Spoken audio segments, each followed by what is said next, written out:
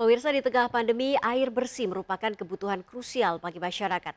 Negara Indonesia sebagai negara dengan jumlah penduduk terbesar keempat di dunia, tentunya perlu memiliki strategi khusus dalam pemenuhan kebutuhan dasar ini.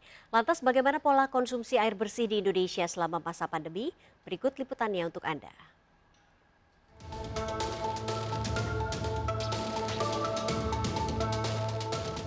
Tantangan dalam pemenuhan kesehatan masyarakat utamanya selama masa pandemi diantaranya terkait dengan ketersediaan air bersih.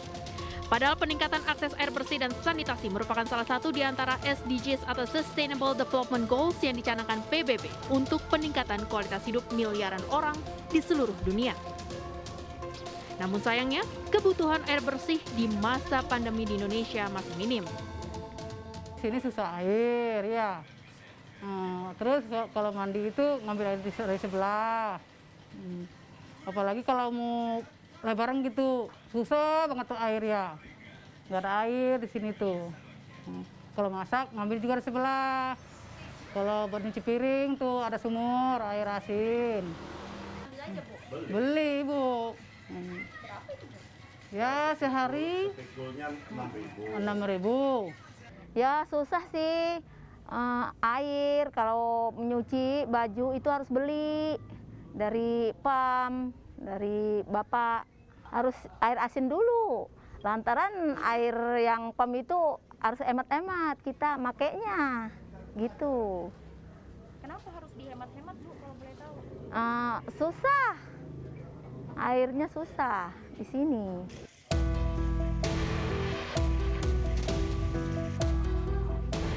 Sejumlah warga mengklaim kesulitan dalam mendapatkan air bersih.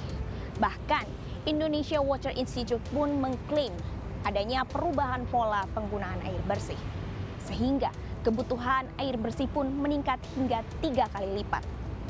Air bersih tak hanya digunakan dalam kebutuhan rumah tangga saja, namun juga kebutuhan air minum. Banyak daerah pedalaman yang akhirnya minim akan ketersediaan air bersih. Anggaran rumah tangga pun meningkat hingga 7%, sehingga pandemi membuat krisis air bersih.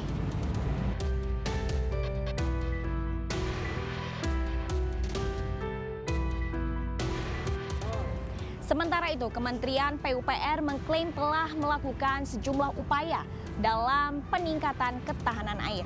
Di antaranya target peningkatan kapasitas air baku, perluasan lahan irigasi, dan revitalisasi danau.